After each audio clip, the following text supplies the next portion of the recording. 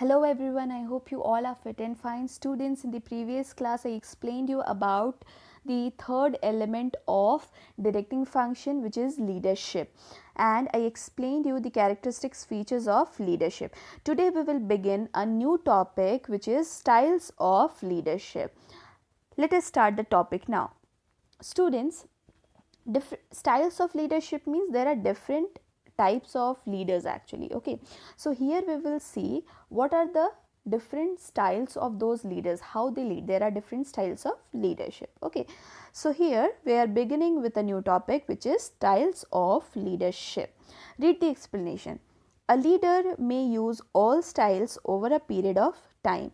Different types of leadership style are as follows. Okay, so students, generally there are three categories or three styles of leadership which we will study now, which we will study here. Okay, so it has been told in this line that a leader may use all style over a period of time. Okay, so a leader is a person who actually uses all these styles of leadership to lead the people of the, or to lead the employees of the organization.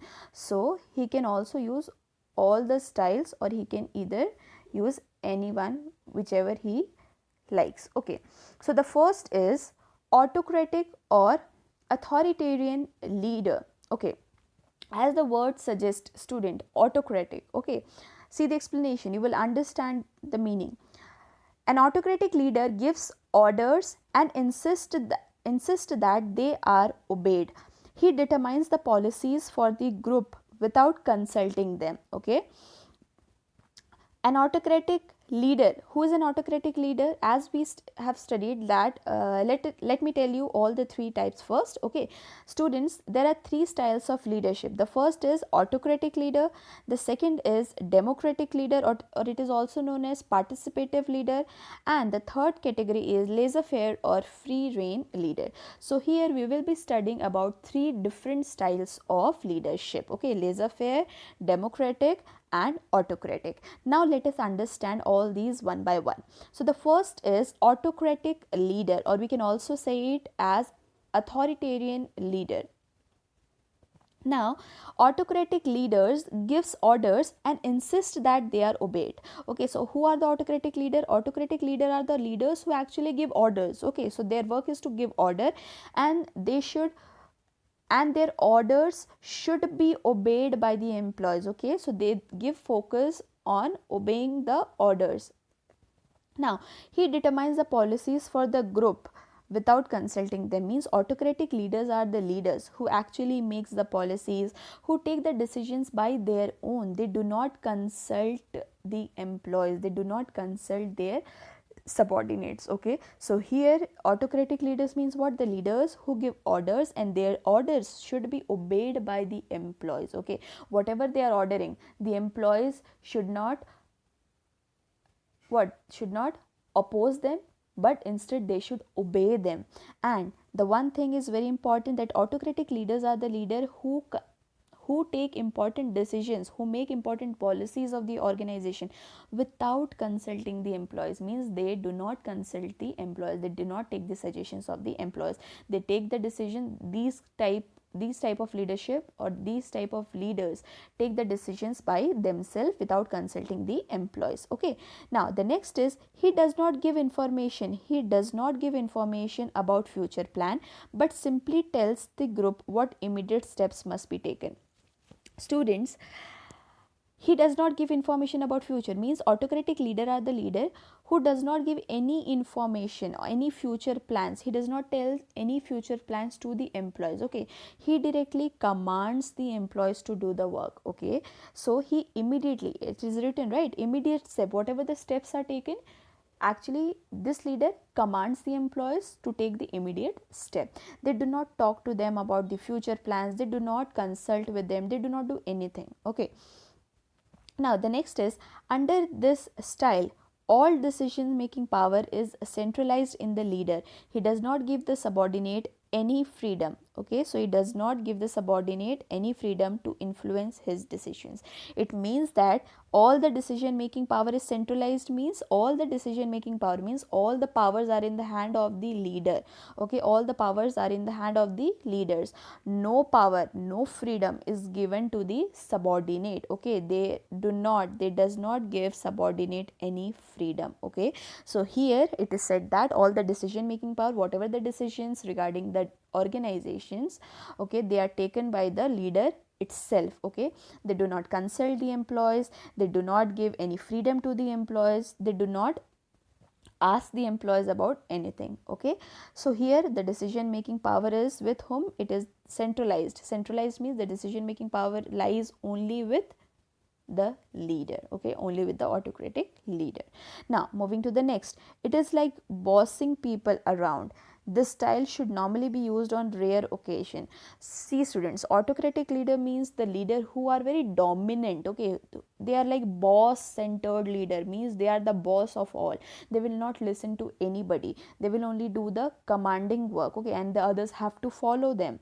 Okay, so it is like bossing people around, means you are becoming the boss of everyone. Okay, you are just commanding and the others should follow your commands. Okay, so these kind of leadership is known as autocratic leader. Okay, leadership which performed by the leaders are known as autocratic leaders. Okay, so here we have completed the first type of leadership, which is autocratic leadership. Here students, see the diagram. This diagram depicts about autocratic leader. Autocratic leader is the leader who is actually in the top position, and he is the one who actually have all the power, all the rights to take the decision, and he is the one who actually commands the other. So there is single centralized power, and that is in the hands of autocratic leader. Okay, and here is the leader and the others are the subordinate who are below them. Okay, so here A is the leader and B, C, D are the subordinates. So here is the autocratic leaders and others are the subordinates who have to follow the leader. Okay, now moving to the next type of leadership, which is democratic of or participative leadership. Students, here you will very well understand by the name itself, democratic or participative leader. Okay, you'll understand it. First read the explanation. Democratic leader gives order only after consulting the group and work out the policies with the acceptance of the group. Students, what we studied here, that the autocratic leaders, what they determines the policy for the group without consulting, means they do not consult the employees. Okay, and here what we are studying, that democratic leader gives order only after consulting the group, means they first consult the group, means they first consult the employees or the subordinates who are working under them, and then they take the decision. Okay, and then they give the order, and then they work out what the policies they should make. Okay, so here they consult the group. Okay, here they take the consideration of the employees. Okay, now the next is, he never asks people to do things without working out long term plans on which they are working. He favors decision making by group as shown in the diagram. Students, what we have seen in autocratic leader, that he does not give information about the future plans, means he is not giving the information about the future plan, what is going to happen in future, how they should work out.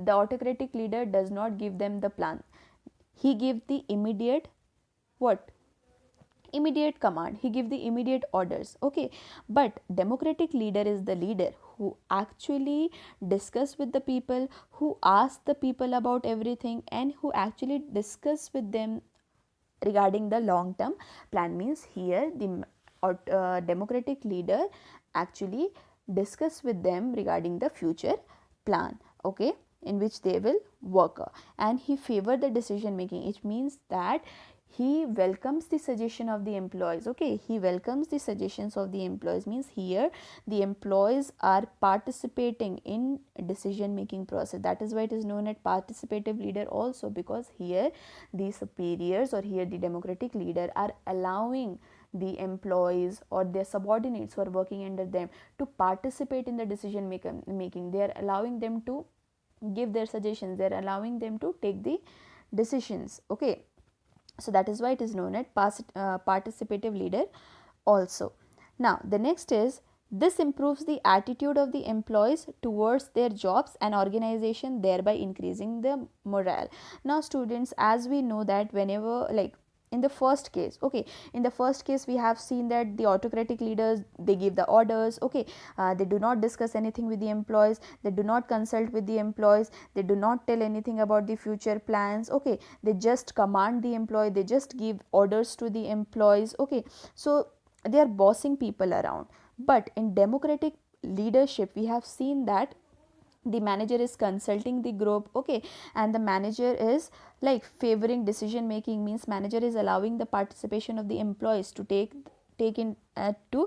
decisions. So in that way what will happen, generally the relationship between the superiors and the subordinate will improve, okay, if they will work together, if they will respect each other. Now if the manager here is welcoming the suggestions of the employees, if the manager consulting the employees about certain things, so in a way they are forming a good bond, right, they are working together, they are forming a good bond, so there will be a good relationship between them. So generally the attitude of the employees will change, okay, the thinking attitude, the working attitude, okay, of the employees will change, they will work very nicely, they will work more efficiently, okay, and their morale will increase. Why? They will feel that the organization or the manager is what is considering them, okay, they will feel it will bring a sense of belongingness to them, okay, they will feel that they are also an important part of the organization. That is why the manager is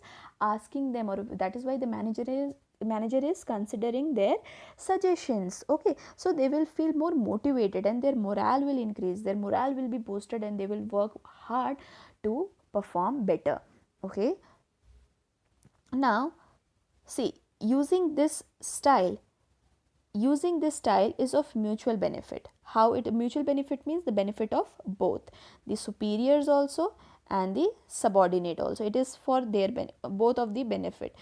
It allows them, means it allows the subordinate to become part of the team and help leaders who are the seniors or the superiors to make better decisions. Yes, we have discussed it that here the managers are involving the subordinates who are working under them, so that they can take part in the decision making process, because they are also important element of the organization, right, subordinates are also important elements of the organization. The manager should respect their suggestions, okay, the manager should welcome their suggestion, the manager should welcome their ideas, and with like together mutually they should take all the decisions of the organization. That is why it is said that this style is of mutual benefit, both will be benefited, the superior also and the subordinate also, okay. Now here students, see the diagram that A is the leader, okay, we can call him as a democratic leader, and these are the subordinates, okay. So here you can see the arrow are in both the directions, okay. So here the manager, or the you can call the leader is giving the orders, and plus he is welcoming the suggestions of the employees also, okay. So here there is a two-way process, okay, in and out process, both in and out process is there. So there is a proper channelization of the information, okay. So here it is known as what, here this diagram very well explains you about the democratic leader here, okay. So A is the leader and the others are the subordinate. Here there is exchange of information from both the sides, okay. So here students, we have studied about autocratic leader, you understood this very well, okay. Autocratic leaders are very dominant and are bossing around people, okay, bossing people around. Democratic leader are the leader who actually welcomes the suggestion of the employees, welcome the suggestions of these subordinate, and allows them to participate in the decision making process. Now we will move to the last and the third style of leadership, which is laissez-faire or free rein leader. It's very simple students, just go through the explanation. See the first point, free rein leader gives complete freedom to the subordinate, okay. Such a leader avoids use of power, he depends largely upon the group to establish its own goals and work out its own problem. Now students, we have studied about autocratic leader who are very dominant. Okay, now the next is democratic leader, and the last is laissez-faire. As the name suggests, free rein leader. Free rein leader means they are like free rein leader. They give complete freedom. They give complete freedom to the subordinates, okay, who are working under the superiors. Such a leader, okay, such a lady superior or the leader, okay, such a leader avoids use of power. Okay, these free rein leader are the leader who does not show their powers. Okay, they give complete freedom. They give complete freedom to the subordinate. They do not show their unwanted power. Okay, and he depends largely upon the group to establish its own goals. Means whatever the goals are fixed in the organization, the free rein leader discuss it with the subordinates. Okay, after the discussions only he chalks out all the goals, and all the problems are discussed with the employees. Okay, here the superiors discuss everything with the employees and they give the employees complete freedom. Okay, so here the superior gives complete freedom to the subordinate. Okay, complete freedom means what? They are free to do the work in their own way. Next point, group members work themselves as their own choice. As I told you that they work themselves. Okay, group members work themselves as per their own choices and competency. Okay, as like every students, every individual has their own style of doing the work. Okay, so here the free rein leader are the one who are giving the opportunity to the employees to work in their own way. Okay, so here the employees are free, here the subordinates are free, and they have their own choices to do the work. Okay, according to their competency means according to their capabilities. Okay, according to their capability they do the work. Okay, so here the leader exists as a contact man with the outsider to bring information and the resources which the group requires for accomplishing the jobs. Okay, so students, what happens, see the diagram, you will understand this. Okay, before that you see this note. This is also known as laissez-faire, which means no interference. What is the meaning of laissez-faire? Laissez-faire means no interference in the affairs of others. Okay, no interference. There is no interference of the superiors. There is no interference of the superiors in the work of the subordinate. Okay, French laissez means to let, allow, faire means to do. Means to allow, like a faire means, okay, to do not force the employee to do anything of their choice. Okay, they are given all the freedom. Okay, that is the meaning of laissez-faire. You can see the diagram for the better understanding. Laissez-faire leaders are the leaders. See, A is the leader. Here A is the leader. Okay, now B, C, D, E all are the subordinate. Now you see the communication. Okay, there is a free channelization of the information is channelized freely. How? See, from B to C, B can communicate to E, B can communicate to C, B can communicate to D. Okay, so there is proper channelizing. Okay, see this channelizing. Okay, B can communicate to D also, B can communicate to E also, and E can communicate back to B, E can communicate to C, and E can communicate to D also. So here the flow of information, there is no fixed channel of flow. Okay, like from top to bottom or from bottom to top, there is no exact hierarchy. Okay, free rein means anybody can contact anyone. Okay, free rein leaders. Okay, so here the employees can contact each other anytime and everybody can contact everyone. Okay, so there is no channel of, there is no hierarchy or there is no level of management. Okay, so here students, we have studied about the three important styles of leadership. Okay, so the first is autocratic leader, or we can also say them as authoritarian leaders. Second is democratic or participative leader, and the third is laissez-faire or free rein leaders. Okay, so whenever the questions will, like in the exam, if the question is asked about these types of leadership, then you draw the diagram also along with it. Okay, so students, this is about the styles of leadership. Now we will move to the next topic, which is the fourth element, the fourth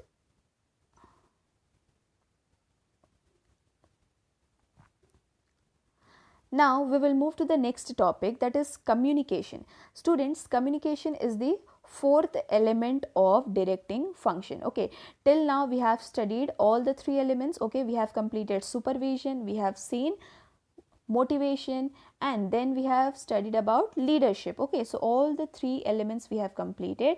Now we will see the fourth element of the directing function, which is communication. Let us see the meaning of it. Communication, as the word suggests, communication means to communicate with each other. Okay, see the explanation, students. See the meaning. It is the process of transmission or exchange of ideas, views, messages, informations, or instructions between two or more persons by different means. Okay, so what is the meaning of communication, students? As I told you, communication means what? Communication means to communicate. Okay, now communication is what? It is a process. Okay, it is a process of transmission or exchange. Transmission means transmitting from one to another. Transmission, एक से दूसरे में जाना. Okay, that is transmission.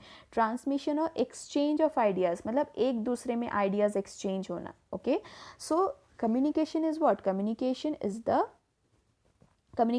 process of transmission. Okay, transmitting और exchanging the ideas. What is transmitted? क्या exchange हो रहा है या क्या transmit हो रहा है यहाँ पे?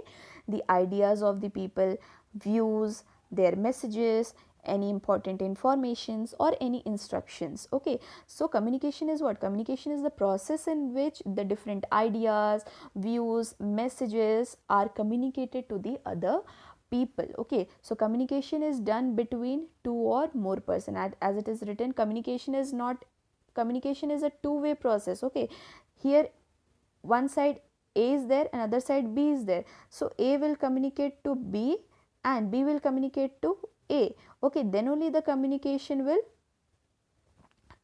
be successful. Okay, communication is not a one-way process. Means if suppose A is there and nobody else, like no other person is there, then there will be no communication, right? Then how A will be able to transmit or exchange the idea? To whom he will transmit or exchange the idea? Okay, so there should be, for communication process, there should be two or more persons. Okay, and plus the communication is done by different means. There are different means of communication that we will study. Okay, different means there are different ways of communicating, there are different methods of communicating. Okay, so here the communication, the meaning is very simple, students. Communication is what? Communication is a simple process of communicating. Okay, communicating the information. Okay, so it is written as, it is the process of transmission or exchange of what we are exchanging, what we are communicating, what we are transmitting, students. We are exchanging ideas, our views, messages, informations and instructions, which is between two or more persons by different means. अलग अलग तरीके से हम communicate करते हैं. Now we will study about the common means of transmission. Now, in what way we communicate, students? Like for example, if you are talking to your friend in phone. Okay, if you're talking to a friend in a phone, okay, so you are what? You are communicating in which way? You are communicating in spoken word. Okay, so that is the meaning of means of transmission of idea. आप एक दूसरे से phone में बात करके अपने idea share करते हो, मैसेजेस शेयर करते हो, व्यूज शेयर करते हो through spoken words. Okay, now the other way is through written words. When you write the message, text, emails, anything, and you send it to the other person, that is also a means of communication, means of transmission of ideas, right? And the next is diagrams, pictures or graphs. You send the diagrams, pictures and graphs to other person so that you can give them some informations regarding anything. Plus the gestures means जो हाथ के इशारे होते हैं, your facial gestures, your hand gestures, anything, your body gestures by which you communicate to the other people. So these are the general and the common means of transmission of idea, how you are communicating to the other person, through spoken words, okay, by talking, through written words, by sending text messages, or by emailing them, okay, by mailing them, or in the form of diagram, pictures or graphs. Generally, if you want to talk something formal or something official matter, then These kind of means can be used. And the next is gestures, using your hand gestures, your facial gesture, anything. Okay, so in this way the communication is done using different means. Okay, so students, here you have studied about the meaning of the communication, which is the fourth element of the directing function. Okay, so that's it for today. We will continue with the further topics in the next class. Till then, thank you.